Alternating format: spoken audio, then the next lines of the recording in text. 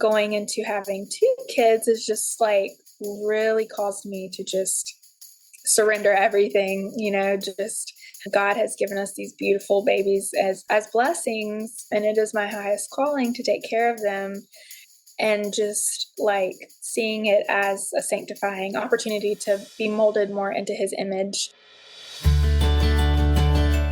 Hi, and welcome to another episode of Surrendered Birth Stories. Birth stories, birth education, and the pursuit of surrendering it all to God. Let's get started. Hey everybody, hope your week is off to a great start. I am recording this the night before this airs, which is what I typically do just to kind of stay up to date with regular life. And I recently got home from teaching another childbirth class. We started our new group series tonight with some lovely expecting parents who I'm so excited to be working with and teaching. But bonus, we are actually filming this class, which I'm super excited about because we are going to be using these in our online course content that I'm currently working on. That it is a really, really, really big project, but eventually it will be up. And my goal is by the end of 2024, if not before, to have our online on-demand version of this class up and running. For those of you who don't live in, Greensboro, North Carolina, or you just can't make an in-person schedule work with whatever schedule you have. So I am designing this course for you all. It is the same content. It is just in an online format versus an in-person format. But I promise I will still continue to teach in-person classes for those of you who are local to me, because I always highly recommend an in-person class if you can take an in-person class. But if your schedule doesn't allow it or you're just too far away, then that is why we're making this online class. Now, new segment, I talk about leaving review every week. I'm going to start reading these reviews every week, or one a week, actually. And I would hope that in the future, if you haven't left one yet, that you would leave one and maybe I'll get to read yours. All right. Kelsey says, helped with my natural delivery. This is my favorite birth podcast. I love that it's Christ-centered and focused on medication-free births. My first 3 births were with an epidural, and my 4th was without any pain meds. This podcast really helped me prepare for that natural labor and delivery. I still love listening to it, even though I'm 6 weeks postpartum. Thank you, Kayla, for all of your work in making this podcast. It's such a blessing. Well, thank you, Kelsey, for leaving that review. That brings me so much joy to know that we were able to help you, because that is truly my goal. My goal is to help educate women and men, parents, and my goal is to help uplift their faith along with all of these episodes. So thank you, Kelsey. And if you guys haven't left a review yet, please take just a minute to do so. It hardly takes any time at all. You can just scroll down, on Apple Podcasts and just click write a review. Pretty simple. Now let's get into this week's episode. Sometimes our first experience isn't our best experience, and that's okay. God is sovereign over it all. He's in the details, and He can and will use what happens in one circumstance to change the course of the next. Today, you'll hear McKinnley share about her 2 very different hospital birth experiences, as well as some wonderful wisdom the Lord has given her through them and since becoming a mother. So welcome to another episode of Surrendered Birth Stories. I am your host, Kayla Heater, and I'm going to let you introduce yourself, tell us a little bit about yourself, let us get to know you. Who is telling our story today? Yes. So my name is McKinnley Henshaw. I'm born and raised in Burlington, North Carolina, so I am from here. I married my high school sweetheart about 7 years ago this September. And then we have a 3-year-old son named Hudson, and then a 1-year-old daughter named Addie, or Adeline, but we call her Addie. So when did you graduate high school? I graduated teen. Crazy. They were talking about I was homeschooled, but my husband went to a local Christian school and they were talking about his 10-year anniversary last year, which they never ended up getting together. But it was just like, oh my goodness, like how did that happen so fast? I know, man, that time flies. My husband and I are high school sweethearts too, so I always like to, That's awesome. just about Yes. that. Yeah. We started being friends about 2010, started dating in 2000, January of 2011, and then the rest is history. So, Cool. yes. Well, let's dive into your birth stories. So, can you tell me about getting pregnant for the first time? Was it a plan? Was it a surprise? Was it fast after you got married or did it take a while? Tell me all the details. Yeah. So let's see. We celebrated our fourth anniversary like 3 or 4 months after my son was born. So we waited about 3.5 years. No, I guess 3-ish years to get pregnant. So he was a COVID baby. So, March of 2020, COVID started and we kind of, started thinking like, okay, maybe we're ready to start a family. Things are settled down a little bit more, slowing down a lot. And we have this like really close group of friends and they were all high school sweethearts. And we were all kind of getting to that point together. Like, okay, I think we're ready. So I was on birth control at that point because I was not really naturally minded. So it's just that was normal. I thought that was what everybody did. So I got off of birth control in, I think maybe like July-ish. I think it was July or August because it took only like 2 or 3 cycles before I found out I was pregnant. So, yeah, so super easy, very blessed because I've had friends who took longer, ended up having to do IVF, lots of different stories. And we were just very blessed. And I'm thankful for that. So, yeah, so with our son, we were trying, but, kind of tracking, but I didn't really know quite how to track very well. So it was like, okay, I think this is the time. Let's try. And so, like I said, it was about the second month, and I found out I was pregnant on my sister's wedding day. So, yes, so the morning of her wedding, I had been taking some tests, kind of suspecting things. And then that morning, my husband, he joked, he saw the test on the counter. He's like, oh, 2 lines. And I picked it up and I was like, no, there really are 2 lines. So that was a fun secret to keep. I did tell my sister, but everybody else, we pretty much kept it from. And then when people found out and, we told them like, yeah, we actually found out the day of the wedding, they were like, I thought you looked pretty happy. I thought you looked like you had a secret that day. Y'all were just like really close and happy. And I was like, yeah, that's what it was. And so we were just excited, it was like, okay, well, that's done, we're pregnant now. And the thought of miscarriage was in my head, but never really like a big worry. It was just, we were so excited. And I never did miscarry, but it was like, it at that point, I guess it just felt like we were a family of 3 now, like it was not just us 2. And so we told our families on Thanksgiving Day. So my sister's wedding was on Halloween. It was not Halloween themed. It was just on that day. And then we told our families about a month later on Thanksgiving. And they were all so excited because on my side, my son is the first grandchild. So very excited. And then on my in-laws side, it was the second, but then he was the first boy on that side. So very exciting, very fun. And I really just think at that point, like we had no clue of what was to come. Like we were so excited, like, oh, we're having a baby, but the we're having a baby phase had not hit yet. Like, oh my goodness, what are we going to do? And I think we were still just living on the high of it being, just us 2 on this earth. And we still traveled and had fun together and just looking forward to that next July when I was due. Oh, yes, I remember that blissful time of of when you're pregnant, but you haven't really experienced anything yet. Hmm. So, how did you go about seeking care for your pregnancy? Had you established care with an OBGYN ahead of time, or what did you do there? I was under an OBGYN, but I didn't love her. And then I think she had actually stopped delivering maybe a couple months before we had decided to have a baby. So I knew that it was, a change was coming up.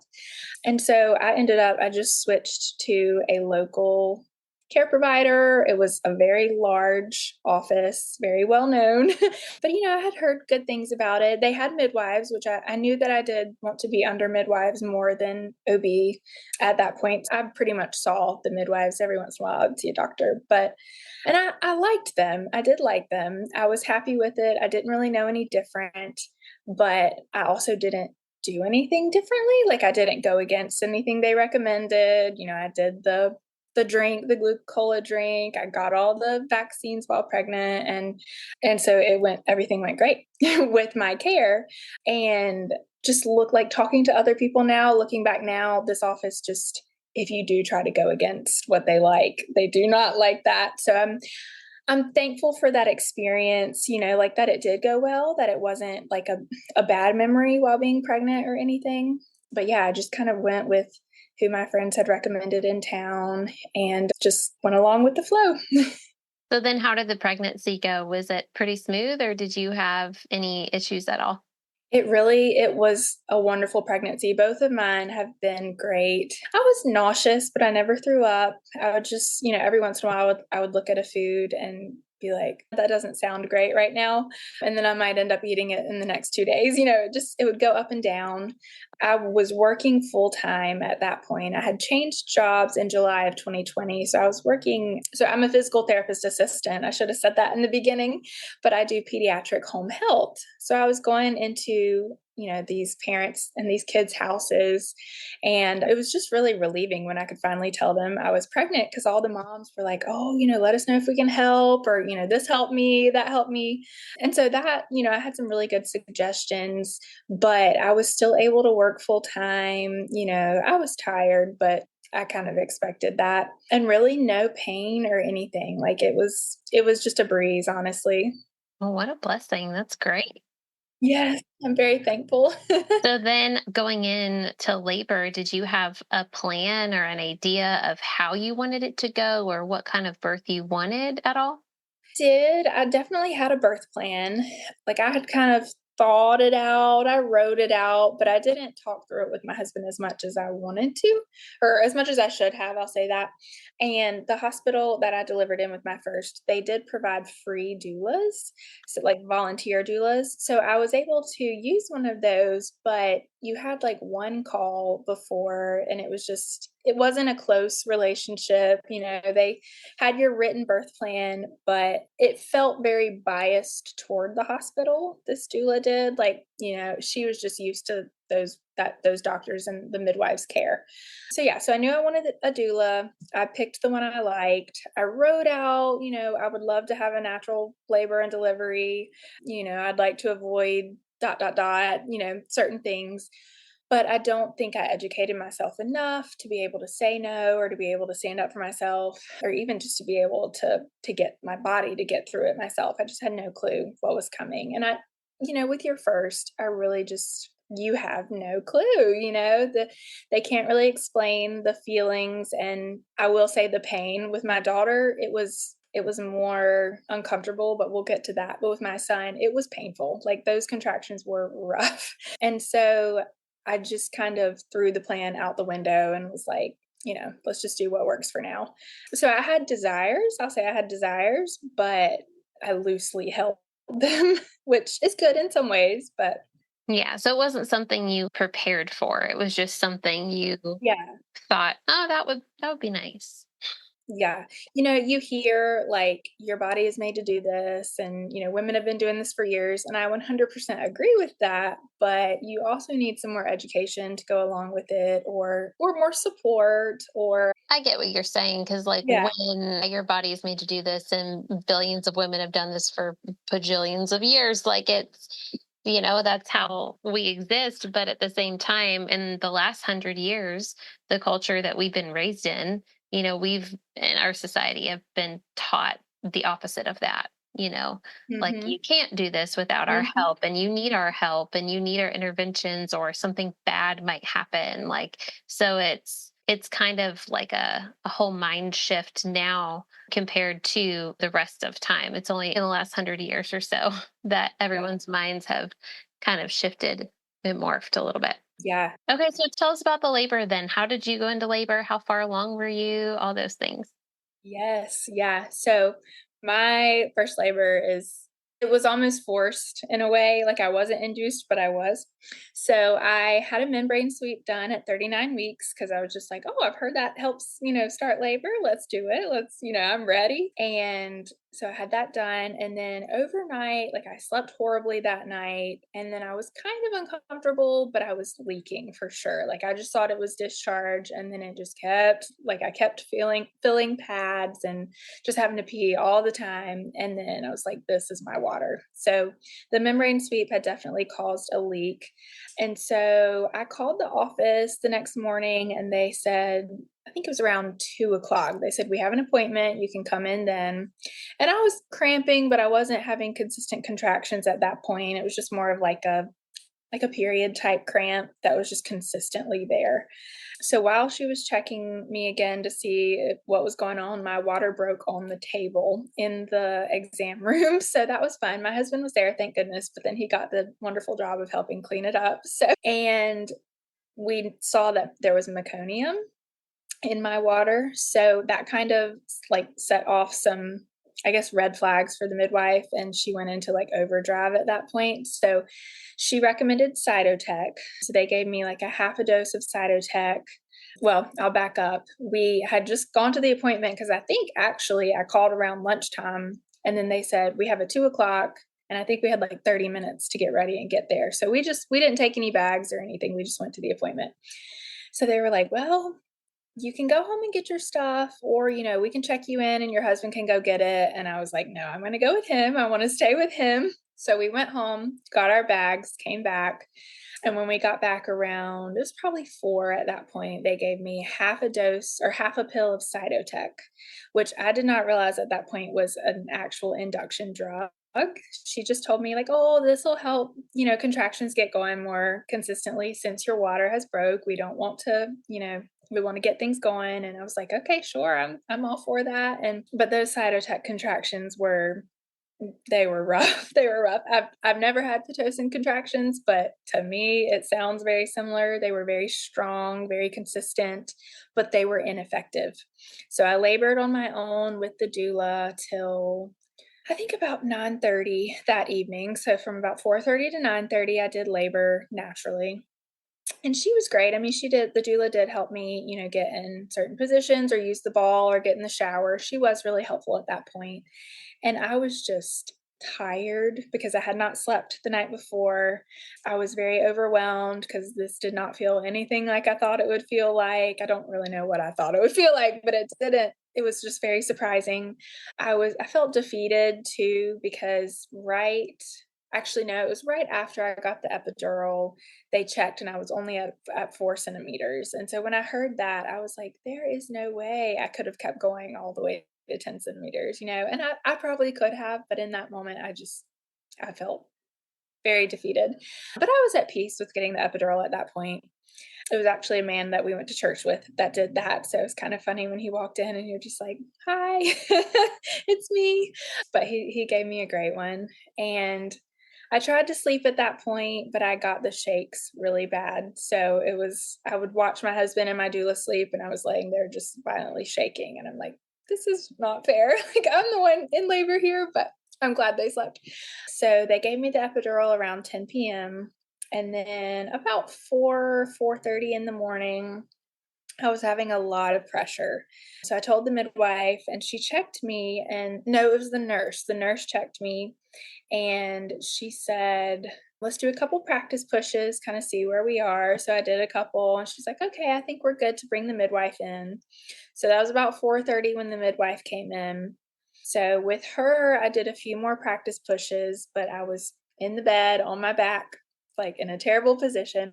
And she was like, well, you're progressing, but, we're a little slow. You're progressing, but there's another girl in the room right beside you that's about where you are. So I'm going to go deliver her baby and then I'll come back and we'll deliver your baby. And again, naive me and my husband, yeah, we're like, okay, sounds good. Cause I was uncomfortable, but I wasn't like horribly uncomfortable at that point. So I laid there for an hour And my body obviously kept progressing, trying to push my son out. And I got to the point to where I told my husband, I said, I am pushing this baby out if there's a midwife in here or not. I was just like, I cannot hold this in anymore. So she comes in and she's like, okay, well, we took your catheter out with the first practice pushes, but we probably need to empty your bladder again. So we're going to have to recath you and then we can push. So with all of that happening, it was a good thing because my body did help, like it did progress more. And I only pushed for 20 minutes after that. But this started at about 4:30 and my son was born at 6:20, 6:30-ish. I can't remember the exact time. So about 2 hours after I started, but I only pushed for 20 minutes. So like good and bad. So yeah. And I think I had like a 1-degree tear. And let's see, she did stitch me up because I remember I was actually more sore because of the stitches. But other than that, like I bled a little bit, but not too bad. So other than that, after the labor, everything was great. Our baby was here. I was feeling good. My epidural was starting to wear off, but I was really, really sore. Like I could not get out of the bed by myself. I couldn't really roll over. So my husband was wonderful help in that time. But you're just riding that high of having a new baby and you didn't really care. And then just, going home after that it was smooth. It was a very smooth transition into parenthood, into motherhood. Postpartum, I'll kind of segue into postpartum. It was a lot easier than I expected because you hear a lot of people talking about, baby blues and postpartum depression and anxiety. And I was just so happy. Like I just loved the time with my son. He was an easy baby. I talk to a lot of people now he's an easy toddler. Like he's very sweet, very patient most of the time. I mean, he still has his moments, but it made it a lot easier. He wasn't a great sleeper, but we got through that and it's okay. But yeah, it was just, I had a lot of support. I had a lot of help from my husband and my mom and my in-law and my grandma. Like I just constantly had people coming in and supporting and bringing food and encouragement. And I really believe that made a world of difference and just added to the excitement and the joy that we already had, was just knowing that we had so many people loving on us and our sweet little baby. Oh, yeah. That makes such a big difference. Like that can make or break a postpartum, that type of Yes. support. Yeah. So postpartum was great. Did you end up breastfeeding? Did. Yes. Okay. I'm glad you brought that up because it's like I kind of blocked that out slightly. So my son, he had pretty severe tongue and lip ties, which looking back, we think my husband does too, that he's had him his whole life. He's a mouth breather now. There's a lot of symptoms. So after we fixed it with my son or revised it, I pretty much expected all my babies to have that since it's mostly genetic or can be genetic. But anywho, we struggled with breastfeeding. So he had a horrible latch. He was able to eat, but he was not emptying me. So I would feed him and then I would pump and then we would bottle feed. And so we would do triple feeds every hour and it would take about an hour long to do all that. So that was hard at first. And I was like gung ho about not giving any formula because I knew we could do it. I had this feeling and I told my husband, I was like, if I get to the point to where he is malnourished or, if I feel like he needs formula, believe me, I will supplement. But I think that we've got this. And he never dropped below too small. Our pediatrician was on the edge of being worried, but I could tell like he was healthy, he was thriving. Like we got this and we made it through it. So we had his tongue ties revised around maybe a month, maybe 4 to 5 weeks old, I think. And then about 2 weeks after that was when we really started to settle into a rhythm. His latch was much, much better. And then probably about 3 months old was when it was like, okay, we can do this. Like we're in this for the long haul. We've got this. So, and I still in that area had a lot of support. My husband was, like I said, he was more okay with formula than I was, but he was still supportive of my desires. So, I said, I love our baby. I love our child, and I'm not going to hurt him or, let him starve in any way, shape, or form. And he trusted me in that area. And I'm thankful for that. That's good. And I'm glad you got help instead of giving up. I know a lot of moms in the postpartum season, especially if they don't have the support and the help that you had, could have an issue like that and then just decide to be done with it. So Hmm. that's great. Yeah. You were able to push through, and now I assume then you went on to nurse him for a while after that. Yes and no. I did start to cut him down at like 11 months because he was seeming not quite super interested. So we would cut out like the morning feed and he would still do both Oh, nap times and yeah. then bedtime. And then, I slowly cut out a nap, but I was still doing, I think, morning and evening. And then we went on vacation with my in laws when he was about 15 months old. And he did not wanna nurse that morning, and I was like, "Oh, it's just because Papa's out there, let him go play, it's fine, we'll get back to it when we get home," and we got home, and he never wanted to again, he was done, so he kind of self-weaned at about 15 months, and like I said, we were at very minimal nursing, but he was still getting those nutrients, which I loved, so I Yeah. pumped for maybe a couple more weeks after that, and I would just put it in his cups and his bottles, and then I was at peace with stopping, and he's healthy and and Yeah. strong and everything, but it was kind of like I wasn't prepared for it to be the last time when it was the last time. And so it was kind of a curse, but also a blessing at the same time because I didn't have to decide when to stop. He just kind of did it for me. And I was like, "Oh, okay. All right. So we'll bond in other ways, we'll cuddle and we'll make Yeah. up for it." But yeah, just something to kind of adjust to. Well, still going over a year though, that's wonderful. I know it's hard for a lot of women to even make it to a year, so that's great. Yeah, I was glad. So then how long between your son and your daughter? When did you end up getting pregnant with her? So our daughter was not planned. So we got pregnant my son's first birthday weekend. And it was kind of one of those times where it's like, I knew it was iffy, but we kind of put that on the back burner. And then 3 weeks later, I had a positive pregnancy test. So we laugh about it. It's just, it was the Lord's plan for us. And I wouldn't change it now. But I remember I pretty much expected that I was pregnant, and when I finally got those 2 dark lines on a test, I FaceTimed my husband at work because I couldn't wait, and, he picked it up and I showed it to him, he said, "Oh my, like, what are we gonna do?"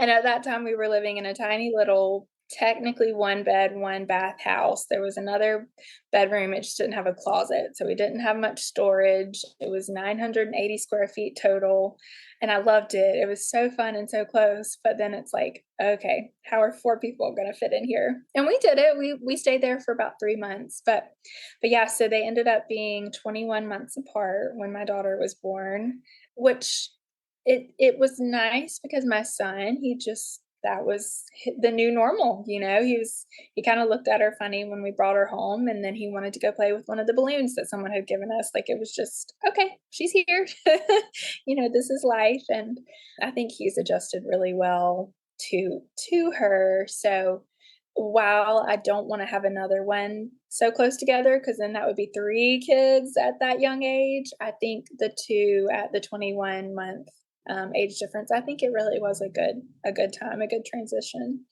Yeah, two of mine are that close together. We had, got pregnant right after one of their first birthdays, and then they're 22 months apart, but now they are 3 and 5, and they are little buddies, like attached at the hip and do Yeah, everything together. So it's that's what been I hope fun to for. watch. Yes. So second pregnancy, second go around, did you end up making any changes in how you approached your care or your pregnancy or your birth plan, or did you change anything from the first to the second? Yes, everything. Everything.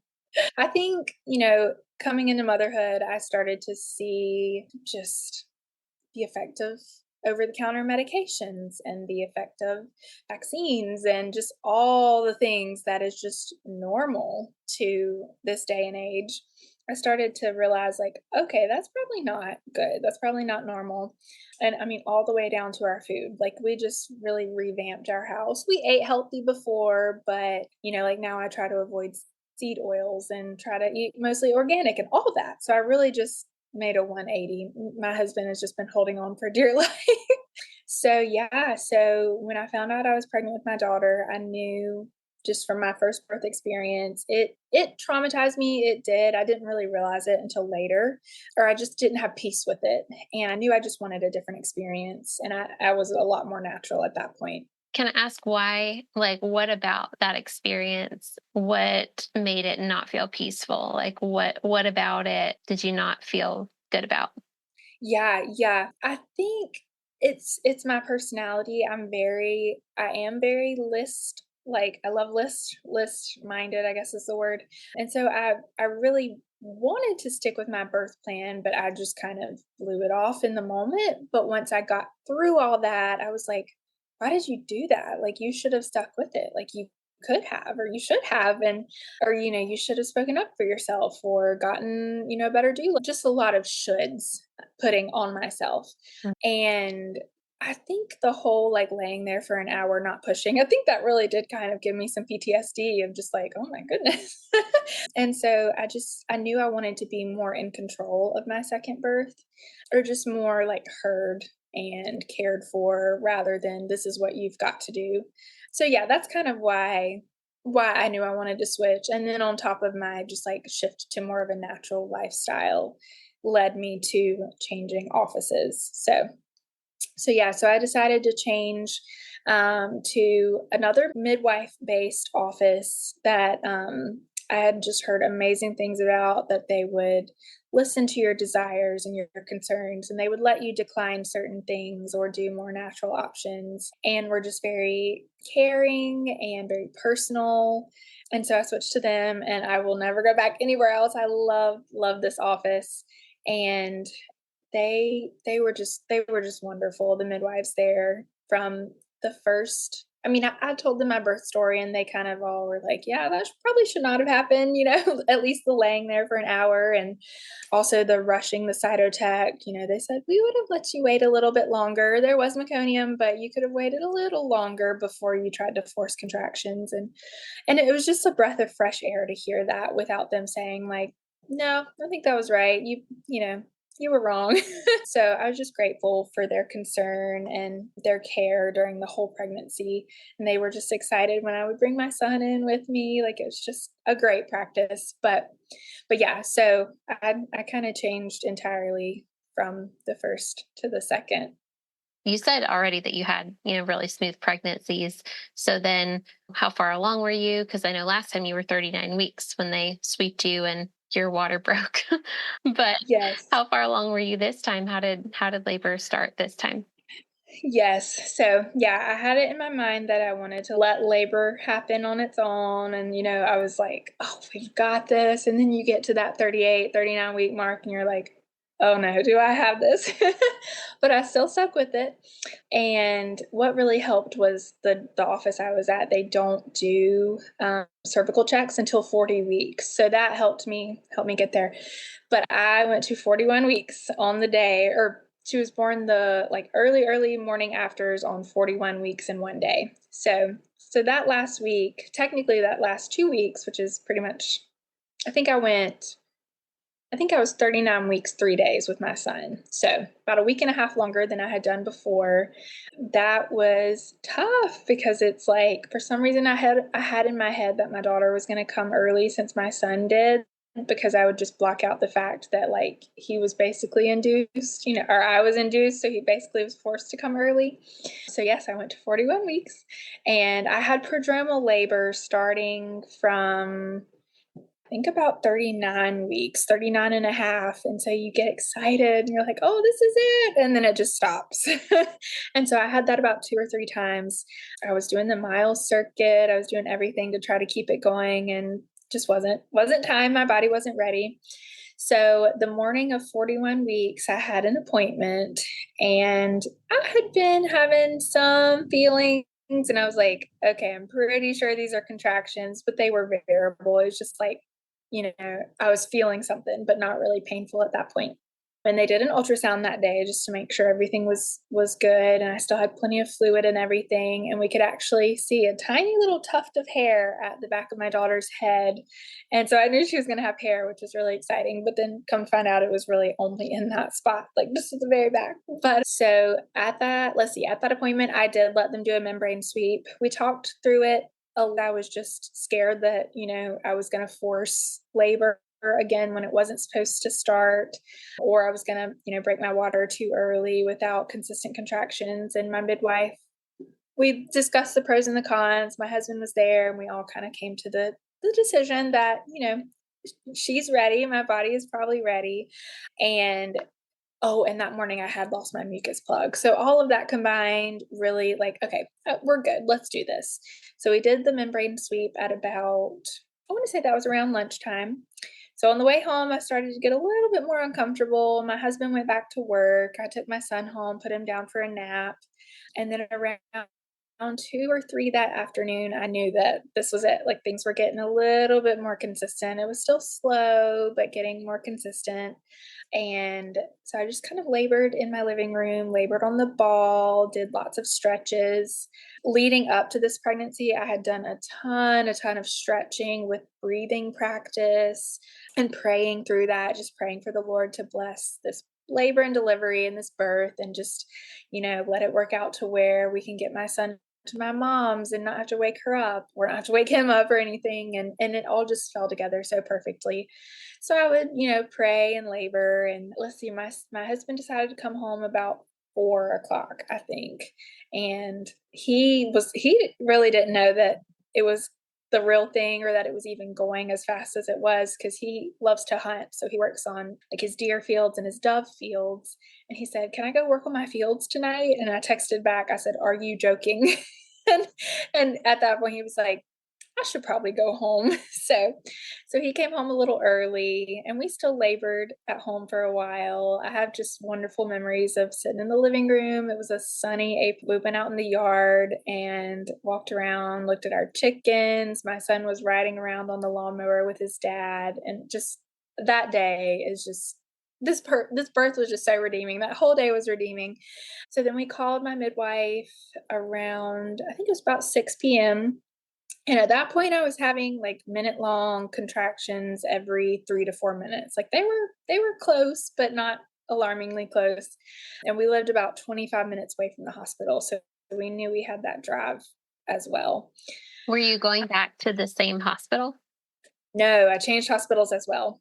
Okay. Yeah, so a new hospital, just because the office was in a different location. Yeah, so I switched to Wendover OBGYN, and then I delivered at Cone or Women's Hospital in Greensboro. Yeah. So about 25 minutes from our house, not too bad, but I also didn't want to drive miserably or ride, being miserable for 25 minutes. So we decided with my midwife to head on up there about 7 and meet there about 7:30, or maybe it was meet there at 7 p.m. So my mom came and got my son, and we said our goodbyes and everything, and then we headed to the hospital. And so we got there, and it's like a blur. You remember the details, but it's also a blur. I think I was about 4 centimeters when we got there. So they went ahead and admitted me upstairs. And I ended up getting the midwife that I originally thought that I would not want in labor. I thought I would want the other one, but in the end, I was so thankful. She was just very calm and reassuring, and just kind of let me do my thing. And that was really helpful. So yeah, so we went up. She knew my plans for a water birth is what I wanted to. So we had already decided to bring the tub in, get that ready. I don't think they started it quite yet, but she was like, "Well, I'm just going to let you do your thing." I had hired a doula for this birth, and Christian is just amazing. She is just a lifesaver. So she was a great advocate. And my husband kind of knew too. Like we had talked a lot more about what I did want, what I didn't want, what he might need to speak up and say if I'm not able to. And so just having that presence in the delivery room was really, really helpful. Did you end up preparing any more than you did the first time? Because I know you said the first time you just kind of like, this is what you wanted, but you didn't necessarily like prepare for it. Did you do anything like the second time around to prepare more so? I did, yes. Like I said, I did a lot of stretching and like labor inducing exercises just to kind of prepare your body and your cervix, a lot of breathing, and then I did a lot of reading about like pain management strategies, about different breathing techniques. I took a natural labor class the first time, but I think I took a different one that was a little bit more detailed this time. I followed a few like very supportive natural birthing or unmedicated birthing Instagram pages, and I saw lots and lots of stories of home births and hospital births and just so many different locations of where these women were able to birth unmedicated, and just kind of empowered myself. Listened to a lot of podcasts. I did not find yours, sadly. Mine didn't exist yet, so it's fine. Okay. I was gonna say, I don't know if you even had it, but so yeah, I just kind of searched on Spotify like unmedicated births, or I had like a Christian, it was like verses and then some inspirational quotes podcasts that I listened to in early labor, and it just kind of helped me zone in. I had meditated on verses and kind of got them deep down in my brain to where they would come back easily, and just like affirmations and things like that. So yes, I did a lot more. And I think knowing what was coming, inspired me to do that. Because, like I said, with your first, you don't really know what to prepare for. So, kind of knowing what it sort of felt like helps me to know, like, okay, you've really got to in your head for this one, and be prepared. So yeah, so I did all that, and then I hired the doula, and we, had a relationship, like a strong relationship, before I even had my daughter. And so I knew that like she had my back. If my husband wasn't quite sure what to do medically, she was going to have our back because she had a little bit more of that knowledge. And so, yeah, so she came, it was probably about 8:30 or 9 when she came, and we just labored. We were in the shower. We were on the side of the bed. Let's see, I never really went walking the halls, but just different positions around the room. And then I started to get really, really tired. So this was probably around midnight. And with my son, they had put me on side lying in the peanut ball, and that one just sent my pain like through the roof. Like it was horrible. I think that's what ended up sending or making me decide to get an epidural. So this time, Christian was like, if you're going to lay down, we probably should do side lying with the peanut ball in between your knees. And I was like, okay, I'll try it. And ended up, my contractions slowed down in that position, but I was so grateful because I got like probably 2 or 3 4 or 5 minute naps, which is a blessing when you're in labor. It doesn't sound like much, but it was enough just to give me that last little bit of energy to get through. So I laid there and slept for a little bit. And then my midwife came back in about midnight, I think. And I was at a 5 or 6 at that point. So I hadn't really progressed too much, but my water had not broken yet. So she was like, your daughter is right there. And I really think if I break your water, she's going to get right on your cervix and things are just going to go super fast.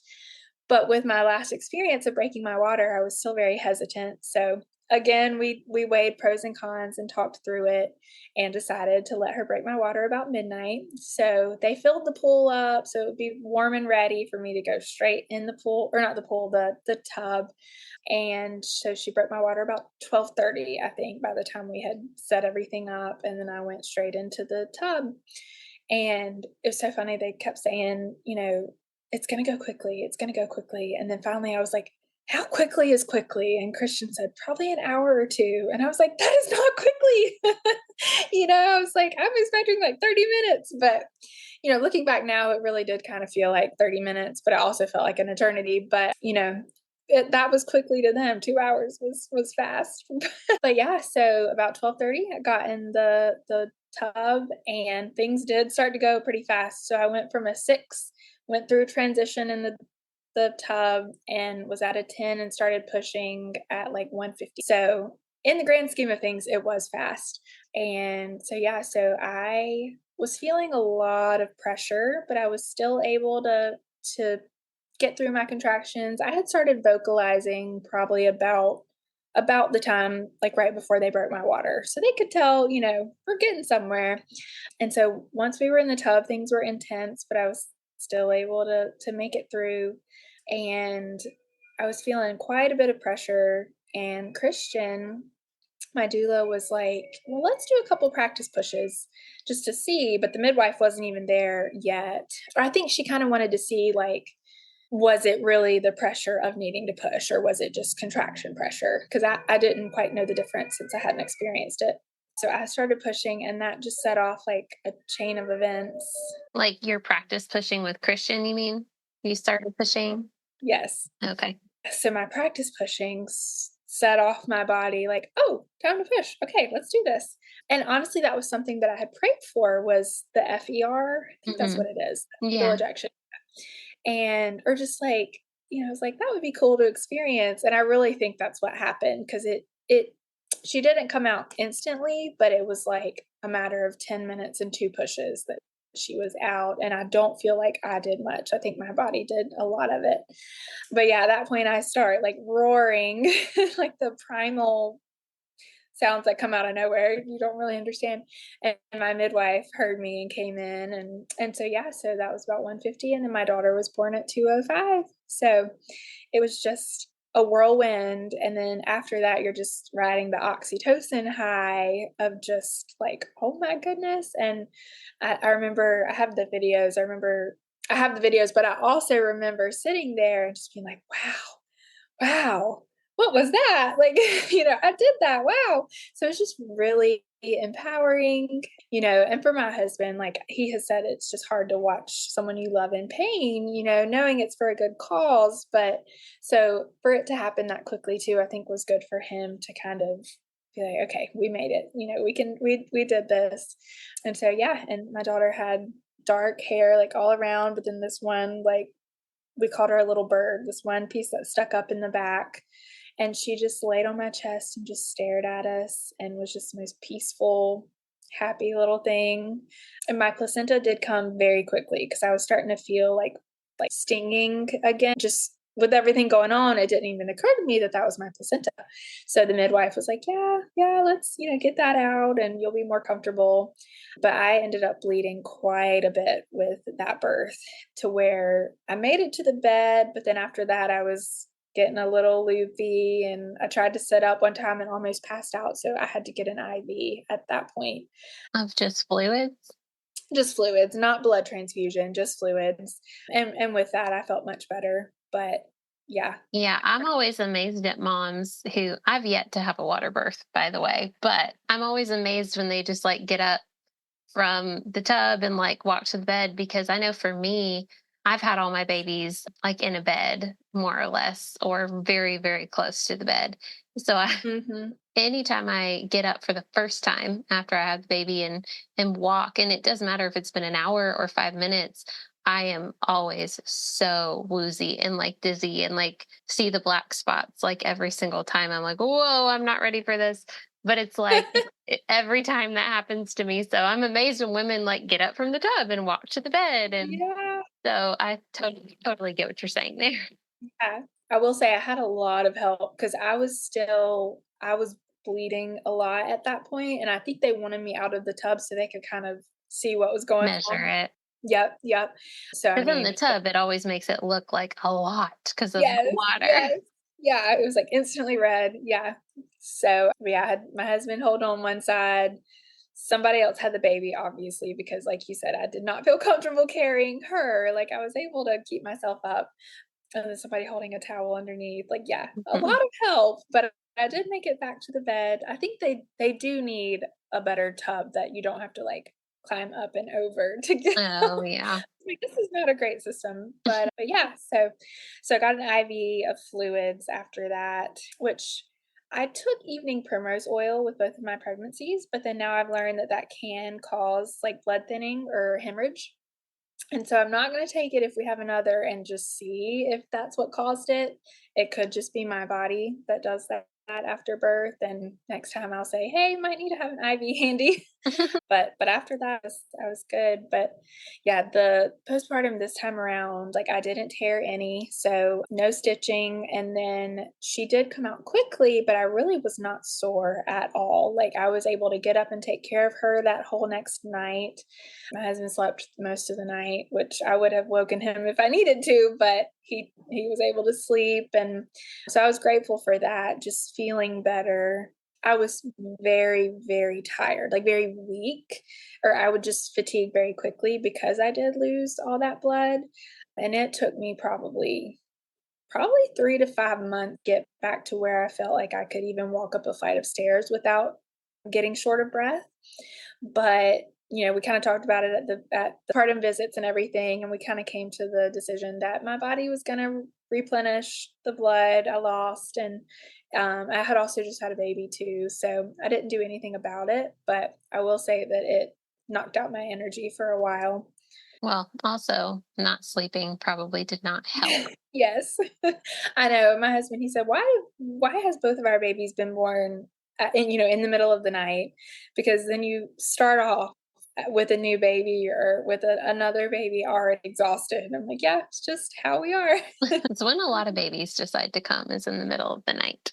You mentioned before that your son's birth you considered painful, but your daughter's birth you considered uncomfortable. Can you talk more about that? Mhm, yeah. I think, like, my son's birth, the contractions just felt like they were, like, knives sticking in both sides of my body and just, like, squeezing it. It was more of like a pinching, burning feeling. But with my daughter, it was just that, like, you hear people say that, like, wrapping around, tightening, squeezing kind of feeling. And that I was able to, like, zone in and breathe through. And at the end, it's still like I would not consider it pain. I would consider it pressure and like being uncomfortable and just a insane amount of pressure, because even with the contractions, which I did have a good amount of back labor even with both births, and I used the TENS unit for my daughter, which helped so much with the back labor, but then once you get in the tub you have to take that off.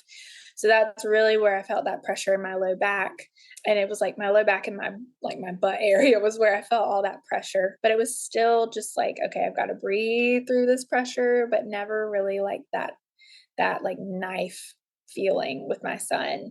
And I don't know if it was just the fact that I had prepared more, I had taught myself how to breathe better and relax better, and my body could just accept that feeling more. And I had also, in preparation, I had tried to tell myself that, like, it might be painful, but it's a good pain, it's a purposeful pain. But I tried to like think about it as I might have used the word pressure in my head too. Just tried to use like other words to reassure myself that like it's okay. You don't have to run from this. It's okay. And that helped a lot. Right. Like not fighting the contractions, but just like surrendering to them and letting your Mhm. body do what it needed to do. Yep. Yep. And it's so funny, like in my birth plan for my daughter, which was very similar to my son's, but I just stuck to it more. But I think I had put like, I want my husband close by. I want him like talking to me and, rubbing on me. And then I actually go into labor on my own and I'm experiencing all these new feelings the second time. And like I would just zone in. I would close my eyes and I would breathe, and he would be on the other side of the room. And it was just so funny. I was like, they probably think that he doesn't love me, but I didn't really want anybody near. At the very end, I did need his presence and I'd like squeezed the mess out of his hand. But before that, it was just kind of me doing my own thing. And you just never really know what you're gonna need. It's true till you're in the moment, and then Yep. you know right away. Yep. Yep. So how did breastfeeding go with your daughter? Much better, much more smooth. She does have mild, I think a tongue tie is what we decided, I think, but her lip tie was not as bad. Her latch was much better. She nursed, like, once I got back into the bed, she started nursing and latched great at that point. So that was just so encouraging, such a breath of fresh air. I took her to some body work. So I still did a lot of like whole body relaxation with her because they go through trauma too when they're being born. And that helped for sure. But I didn't have to have the actual revision done on her. So I was grateful for that. But I was expecting it. So I was grateful that we haven't had to do anything for it. That's great. Did you have the same amount of support this time postpartum that you did the first time? Yep. Yep. So we moved, but it's just to a different house in the same town, and it's about the same distance from my parents, just kind of the opposite direction. And so my mom was close by. Again, my in-laws, my grandma, my sister. Actually, my sister had a baby 3 weeks after I did, so it was really fun going through it together. And she did a home birth, so it was so fun watching that experience and seeing like the differences and all that. But Oh, did yes, you the go to support. her birth? I did not. I wanted to, but it ended up being during the day. I was gonna say I had my I was gonna kids. say you had a 3-week-old too. Yep. I went later, and her birth, I joke with her. I tell her she was in transition the whole time because she said transition wasn't that bad, and I was like, no, you were in it the whole time. Like the intensity of it was pretty intense. So I felt like I needed to just give her space. But my mom kept me updated, and then I went that evening after the baby was born, and so it's just been fun to. I'm one child ahead of her, so I know a little bit more, and she's been able to ask lots of questions, but then at the same time, we have a baby the same age. So we're like, oh, her daughter's name is Kana. What is Kana doing now? Or, this is what Addie's doing. And it's been really fun, really Oh, that's special. fun. And you both had girls. Yes, yes. Oh, So fun. Yeah. But yeah, like going back to breastfeeding, like we're still going strong. And I think my daughter's going to be the one where like she's not going to self wean. I think she's just going to keep going until I'm done. And I'm still okay with it at this point. Like I'm not at the point to where I'm tired of it. I still enjoy it, but she's definitely been more of, I guess, just more attached to me, or just like it's weird because right after she was born, she was an amazing self-soother. Like she would just lay on her, like, her little DockATot or wherever we had put her for the day or during the day and go to sleep. And I'm like, thank you. Like you needed a nap, but I might not have been able to get there right away. And she just went to sleep. And then it switched. And now it's like she really won't go to sleep for anyone other than me unless she's pretty tired or has had a good day. And so she just loves the bonding time of nursing and the bedtime routine. So it's fun, but at the same time I'm like, will you please just let me have one night off, just one night off. And she does every once in a while, but that's sweet. So, what do you feel like, from these two experiences, pregnancy and labor and, postpartum, what do you feel like God has taught you through these experiences? yeah. I think from my first birth, it really taught me just the value of seeing like the futility of our plans, because my plans went out the window with my first birth, but it was his plan. What happened with my son's birth was exactly how God knew it was going to happen. And we came out of it with a safe, mom and safe baby. And I'm so thankful for that and a healthy mom and baby. But just realizing that you can plan all day long and God can give you the exact opposite of what you planned for, but how there's just so much beauty in being okay with that and resting in his plan. So, my first birth taught me that, and going into motherhood just taught me so much more humility and selflessness. I will say I had more time with my first because I still worked 3 days a week right after or when I went back to work. So I had, a consistent babysitter. If I had some cancellations, I could get errands done. And then I ended up going down to a day and a half. And then now I'm home pretty much full time. But yeah, so I had more time to myself with my first, but now that I'm home full time, I don't get that.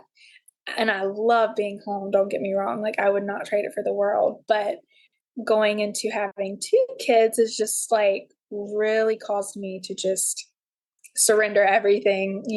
Just God has given us these beautiful babies as blessings, and it is my highest calling to take care of them, and just like seeing it as a sanctifying opportunity or an opportunity to be molded more into his image. My second birth, like the unmedicated labor, just taught me really just full surrender. I know I keep saying that word, but it's the name of the podcast, so it's very applicable, but just like, leaning on him for the energy to get through the next contraction or the strength to get through the next contraction or, decisions to be made. And then just like I tell people it was a spiritual experience, my unmedicated birth. You just felt the presence of God in that room. Just I hate to get like too spiritual with birth because there's people who are like they go the other direction. They're like, you're opening a portal. And I'm like, okay. But I just felt like the Holy Spirit was there with us, just protecting us and granting the answer to our prayers. And it was just such a blessing to be able to get through it and just praise him for his goodness and his grace and just thank him for, answering prayers because again, like that was my plan, but he did not have to answer that. And just, yeah, just that surrender led me more into the motherhood of two babies and or two children, not really two babies, but just seeing that at the end of the hard days when I have nothing left to give, I can give more through him. And the moments where with my toddler now, where we're explaining the gospel more and disciplining more and, not wanting to sound like, oh, God's not going to love you if you don't obey, having to use the correct language of, God loves you so much. He just doesn't love your sin. And it's just such a total reliance upon Christ for that wisdom and knowledge and grace and mercy and patience and all the words that you need for motherhood. I felt myself soften. I think that we've like our whole family, we've really journeyed more into like leaning into my femininity and leading in or into my husband's masculinity. And that has just brought a change to our home. But motherhood has also just softened me and given me more compassion for, being there for new moms who might not have the support I had, or just showing up with coffee in hand and saying, let me fold your laundry, or, let me do your dishes, and then being on the flip side of that, of accepting that help. I had a friend come over and she sat there and folded laundry while we talked. And that was hard at first because, you want to say, oh, I can do it all. I've got it, and just being vulnerable and being able to offer that help and that love and that support. And then I've learned too of like, we are all on different journeys. Like I am passionate about this topic and passionate about unmedicated birthing and natural living, but not everybody's going to agree with me on that. And just supporting all my friends and whoever I know in what they're deciding to do and how they're living and just loving them anyway. And I probably before I had kids would be more tempted to be like, you shouldn't do that. Like, that's not good. But now it's just, this is what worked for me and my family. You do what works for you and your family, and just offering grace in that area too. And it's been such a wonderful experience to just see my husband become a dad and then become a girl dad. He's amazing with both my son and my daughter, our daughter. He's just so helpful. He jumps in. Half the time I don't even have to ask for his help, or even if I do, he's kind of already there and he knows he needs to do, going to ask for. And now that our son is getting older, he's doing so well with leading and nightly devotions and explaining discipline really well, and just making our kids know that they are loved by both us and their Heavenly Father. It's just really special to see that. Thank you for sharing all of that. I really loved all those insights. And even though I've been a mom for 10 years, it's like I always need these constant reminders myself from other moms. And sorry, I'm like sitting here thinking about like devotions with our kids and discipline and explaining the gospel and all those, and how like over the years in different seasons it has gone. We've had seasons where we've been stronger and seasons where we haven't been as strong in that. And so that's always, iron sharpens iron. And I appreciate you sharing those things and reminding me of, the importance of consistently instilling that in our children. And I will say, I have learned more too with those seasons. Like, it doesn't mean that you're being a bad Christian, or it doesn't mean that you've fallen away more. Like I've seen, like my daughter's a horrible sleeper. We're getting there, but we've had some really hard nights, and I have not reacted well in a lot of those hard nights. And I've come through them and have still seen where God has convicted me of it and grown me through it. So it's like, I repented of the thoughts and the feelings that I had, but it wasn't in vain. It wasn't like so like you're saying, not doing devotions, like I'm sure you're living it out in other areas and your kids are seeing that in other areas. And so just, being in motherhood and everything has just taught me like you're growing, if you're in the word, if you're spending time in prayer, he's growing you. It just might not be in ways that you think, or you might not be doing what you think you should, but he's using you no matter what. So That's right. Amen. Well, is there anything else you want to share? Any advice you have for any moms or just anything before we wrap up? yeah, I think just, advocate is like advocate for yourself. I will say that day in and day out, educate yourself with, respected, very clear education or, things that you want to know more about, but don't just go into labor and birth, talk to your spouse or your partner about what you want, talk to your doula. I'm all for, like, I tell people, if you have to like not eat out for a month or, save on groceries, like save money and buy or pay for a doula. They are wonderful. So I'm all for doula care and just, yeah, just advocate. And then just knowing that like you are going to come to a point of total surrender. If you want that unmedicated labor, you are going to have to completely surrender.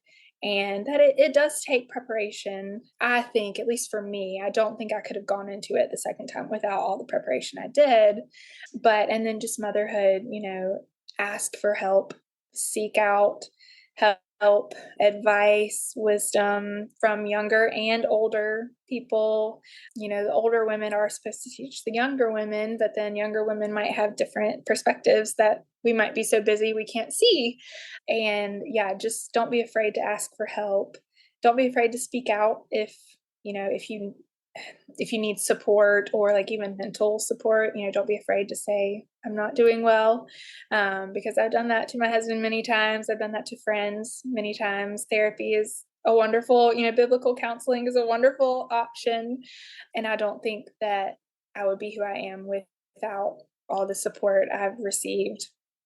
And then just, even if you have to cut on a show, like we try to be a low screen or a low screen home. I won't say screen free because we are definitely not, but sometimes I have to cut on a show so I can do my devotions, and that is totally fine because that's, benefiting me and my children and my family.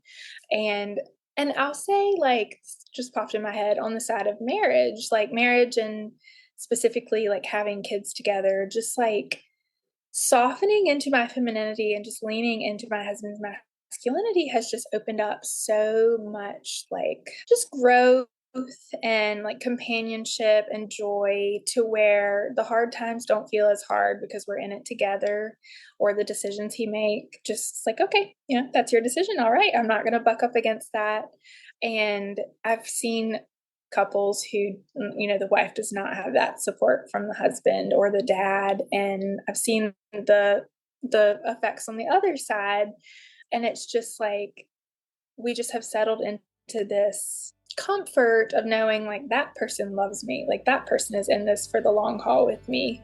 And I might not feel that in this moment, but like in the big picture, he's doing what's best for our family. Or we haven't been able to connect in a few days because of our children, but I know that he still loves me so much. And, he's still going to work every day for our family. And it's such a great feeling to know that. So, but yeah, that's just been a blessing to me and my family. And you really just have to find what works for you. And, it's hard. You have to put time in, but it's worth every minute of it. So I agree. I really appreciate you sharing all of that, your stories, what God's taught you, your advice. It's all super valuable. And I'm so glad that you were willing to do this. This has been great. Thank you for having me. It's fun to look back and talk about it. Yeah. Thanks again for joining us today. You can reach me at Surrendered Birth Services on Instagram, or email me at contact@surrenderedbirthservices.com. Be sure not to miss an episode by hitting subscribe. Also, we'd love for you to leave a review of the show so that more people like you can hear more stories like these. If you really enjoyed this episode in particular, please take a screenshot and post it to your Instagram story, tagging Surrendered Birth Services. If you're interested in taking my childbirth classes, birth consultations, or having me as your birth doula, please click on the link in the show notes to take you to my website for online and in-person options. Just as a reminder, this show is not giving medical advice, so please continue to see your personal care provider as needs arise. Also, if you'd like to be a guest on the Surrendered Birth Stories podcast, please click the link in the episode show notes to get in touch with me. We hope you have a great week, and remember, learn all that you can, make the best plans, and then leave it in God's hands.